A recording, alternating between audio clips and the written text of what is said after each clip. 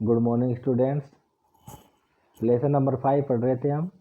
आज हम आगे पढ़ेंगे संस्कृति के जो प्रोत्साहक कारक है, अर्थात संस्कृतिकरण को जो प्रोत्साहन देने के लिए जो कारक होते हैं वो कौन कौन से होते हैं उनका हम अध्ययन करेंगे। संस्कृतिकरण की प्रक्रिया का संभव बनाने वाले अनेक कारक रहे हैं। ये कारक हैं जिन्होंने किसी न किसी प्रकार से संस्कृतिकरण को बल दिया, अर्थात संस्कृतिकरण को बल देने वाले कुछ कारक हैं। सबसे पहला कारक है संचार एवं यातायात के साधनों का विकास। कोई भी संस्कृति होती है उसको सुदृढ़ बनाने के लिए, उसको बल देने के लिए ये जो संचार और यातायात है ये आवश्यक है, और इनका जब विकास हो जाता है तो संस्कृतिकरण को बढ़ावा मिलता है। संचार एवं यातायात के साधनों के विकास के फलस्वरूप दूर फैले लोगों का एक दूसरे से संपर्क बढ़ा है। यहाँ तक कि अगम्य माने जाने वाले क्षेत्रों में भी अब प्रवेश संभव हो गया है, जिसके चलते संस्कृतिकरण की प्रक्रिया तीव्र हो गई है। अब देखिए, पहले तो क्या थे कि जो परिवहन और संचार के साधन वो बिल्कुल नहीं थे, ठीक है।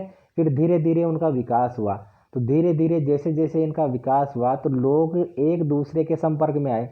परिवहन के साधन बढ़े तो लोग एक स्थानों से दूसरे स्थानों पर जाने आने लगे, ठीक है, एक दूसरे से मिलने लगे। तो जो संस्कृति है उस संस्कृति का क्या हुआ, आदान प्रदान हुआ। दूसरी बात करें हम अगर संचार के साधनों की, तो संचार के जो साधन है उनके द्वारा भी व्यक्ति क्या होता है, एक दूसरे के संपर्क में आता है। वर्तमान युग की बात करें तो हम घर बैठे बैठे हर देश की जानकारी प्राप्त कर सकते हैं, हर देश की संस्कृति है उसका अध्ययन कर सकते हैं, हर देश के बारे में जान सकते हैं। तो इसका मतलब ये हुआ कि ये जो परिवहन और संचार के साधन है ये लोगों को जोड़ने का कार्य करते हैं। जब लोगों को जोड़ने का कार्य करते हैं तो इसका मतलब ये हुआ कि एक दूसरे की जो संस्कृति है उसका आदान प्रदान होता है, ठीक है। इसके बाद देखिए दूसरा जो पॉइंट है वो है कर्मकांडी क्रियाओं में सुलभता। श्रीनिवासन ने कर्मकांडी क्रियाओं से मंत्रोच्चारण की पृथकता को संस्कृतिकरण का एक प्रमुख कारक माना। मंत्रोच्चारण की पृथकता के कारण ब्राह्मणों के संस्कार सभी हिंदू जातियों के लिए सुलभ हो गए। ब्राह्मणों द्वारा कथित निम्न अर्थात गैर द्विज जातियों पर वैदिक मंत्रोच्चारण पर प्रतिबंध लगाया गया था। इस प्रकार निम्न जातियों के लोग भी ब्राह्मणों के सामाजिक आचार विचार को सरलता से अपना सके। इसका मतलब यह है कि प्राचीन समय में तो जो कर्मकांड होते थे वो कर्मकांड ब्राह्मणों के द्वारा या जो ऊंची जातियां होती थी उनके द्वारा ही किया जाता था। लेकिन वर्तमान में ऐसा नहीं है, क्योंकि संस्कृतिकरण को बढ़ावा मिला है, लोग एक दूसरे की संस्कृति को अपना रहे हैं। तो पहले जो कर्मकांड ब्राह्मणों के द्वारा किए जाते थे वही कर्मकांड अब जो सामान्य जातियां हैं, जो निम्न जो समझी जाती है जातियां, वो भी ये कार्य करती है। तीसरा है राजनीतिक प्रोत्साहन। श्रीनिवासन की मतानुसार संसदीय प्रजातांत्रिक व्यवस्था में जो संस्कृतिकरण है उसको बढ़ावा मिला है, ठीक है, और जातिगत आधार पर जो हर प्रकार के विभेद है उनकी समाप्ति हो गई है, और अनेक वर्षों से जो नियोग्यताएं से लादे गए वंचित समूह को समाज की मुख्य धारा में लाकर खड़ा किया। राजनीतिक अधिकार मिले हैं लोगों को। राजनीतिक अधिकार का मतलब ये है कि जो अधिकार किसी एक व्यक्ति के लिए है वही दूसरे के व्यक्ति के लिए, अर्थात सभी लोगों के लिए समान कानून है, समान अधिकार है, समान व्यवस्थाएं हैं। और संवैधानिक देशों में, लोकतांत्रिक देशों में ऐसा ही होता है। तो ये जो प्रक्रिया है इसके कारण भी जो संस्कृतिकरण है उसको बढ़ावा मिला है। इसके बाद देखिए संस्कृतिकरण का आलोचनात्मक विश्लेषण। अगर हम संस्कृतिकरण की गुण और दोषों को देखें तो किस प्रकार से हमारे सामने आता है, तो श्रीनिवासन ने संस्कृतिकरण की अवधारणा की विशुद्ध विवेचना की, परंतु उनकी इस अवधारणा से अनेक विद्वानों ने अपनी असहमति प्रकट की है। यहाँ तक कि स्वयं श्रीनिवासन ने इस सत्य को स्वीकार किया कि संस्कृतिकरण की अवधारणा सहज नहीं है। वे लिखते हैं कि संस्कृतिकरण एक विषम एवं जटिल अवधारणा है। यह भी संभव है कि इसे एक अवधारणा मानने के बजाय अनेक अवधारणाओं का योग मानना अधिक लाभप्रद रहेगा। यहाँ ध्यान रखने योग्य बात यह है कि व्यापक सामाजिक एवं सांस्कृतिक प्रक्रिया के लिए ये केवल एक नाम है, और हमारा प्रमुख कार्य इन प्रक्रियाओं की प्रकृति को समझना है।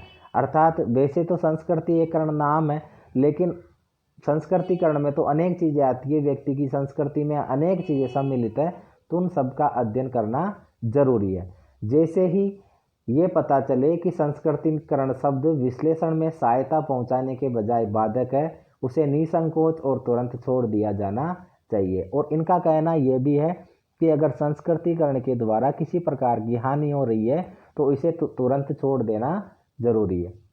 संस्कृतिकरण की अवधारणा विवेचित करते हुए श्रीनिवासन ने स्पष्ट किया कि संस्कृतिकरण की प्रक्रिया के द्वारा लंबवत सामाजिक गतिशीलता संभव है, यानी कि कोई भी निम्न जाति इस प्रक्रिया को अपनाकर अपनी स्थिति को ऊंचा उठा सकती है। अर्थात जो विशेषताएं एक ऊंची जाति में पाई जाती थी वही अगर नीची जाति अगर उनको अपना लेगी तो इससे क्या होगा, उसका विकास होगा। इस संदर्भ में समाजशास्त्री D.N. मजूमदार ने अपनी पुस्तक caste and communication in Indian village में लिखा है, सैद्धांतिक एवं केवल सैद्धांतिक रूप में ऐसा होता है जब हम विशिष्ट मामलों पर ध्यान देते हैं तो जाति गतिशीलता संबंधी हमारा ज्ञान एवं अनुभव ऐसी सैद्धांतिक मान्यता की दृष्टि से सही नहीं प्रतीत होता। और इनका मानना तो मजूमदार का मानना तो ये है कि केवल ये जो बातें हम पढ़ते हैं ये केवल सिद्धांतों में होता है, वास्तविक में ऐसा नहीं होता। संस्कृतिकरण की अवधारणा को सांस्कृतिक परिवर्तन की स्पष्ट व्याख्या न मानते हुए A.F.G. वेली ने अपनी पुस्तक caste and the economic frontier में कहा है कि संस्कृतिकरण की प्रक्रिया के द्वारा सांस्कृतिक परिवर्तन की स्पष्ट व्याख्या नहीं की जा सकती। और इनका मानना तो यह है कि संस्कृतिकरण की जो हम व्याख्या करते हैं, जो इसका अध्ययन करते हैं, वो सांस्कृतिक परिवर्तन की स्पष्ट व्याख्या नहीं हो पाती है इस शब्द के द्वारा। विभिन्न समाजशास्त्रियों द्वारा संस्कृतिकरण की अवधारणा के पहलुओं पर आलोचनात्मक टिप्पणियों के अलावा अनेक स्तरों पर भी इसकी आलोचना की गई है, विशेषकर इस तथ्य पर कि संस्कृतिकरण की अवधारणा अप्रत्यक्ष रूप से समाज के उस प्रारूप को उचित बताती है जो अपवर्जन और असमानता पर आधारित है। अपवर्जन का मतलब होता है जो जातियों को अधिकार नहीं मिले, जो निम्न है, ठीक है, जो हाशिए पर है। इस अवधारणा से ऐसा प्रतीत होता है कि उच्च जाति द्वारा निम्न जाति के प्रति भेदभाव एक प्रकार का विशेषाधिकार है। और इसके द्वारा ये हमें पता चलता है कि जो ऊंची जातियां होती है वो नीची जातियों पर कुछ अपने विशेष अधिकार रखती है। इस तुच्छ दृष्टिकोण के साथ स्वाभाविक रूप से समानता के भाव की कल्पना करना संभव नहीं है।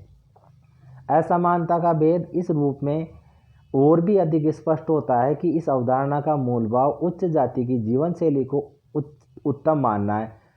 अतः उच्च जाति के लोगों की जीवन शैली को अनुकरणीय मानना उचित ठहराया गया है, या ये कहें कि ये ऐसी इच्छा रखना स्वाभाविक होती है।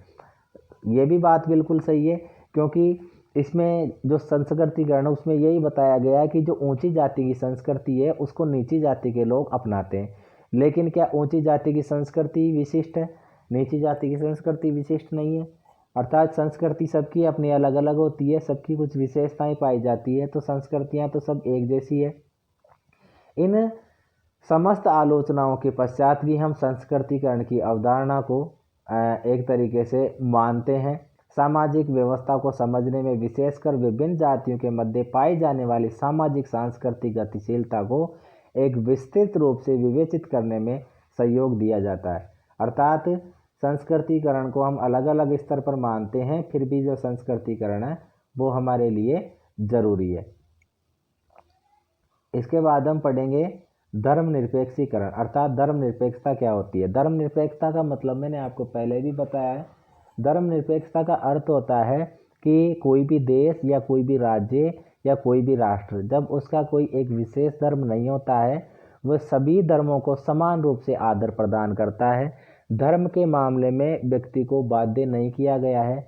व्यक्ति किसी भी धर्म को मान सकता है, धर्म परिवर्तन भी कर सकता है, ठीक है। तो धर्म के संबंध में व्यक्ति को बिल्कुल स्वतंत्र रखा जाए। राज्य धर्म के मामले में तटस्थ रहे, सभी धर्मों को बराबर समान दर्जा दे। जब ऐसी व्यवस्था होती है तो उसे धर्मनिरपेक्षता कहा जाता है, ठीक है। उसे क्या कहा जाता है? धर्मनिरपेक्षता कहा जाता है।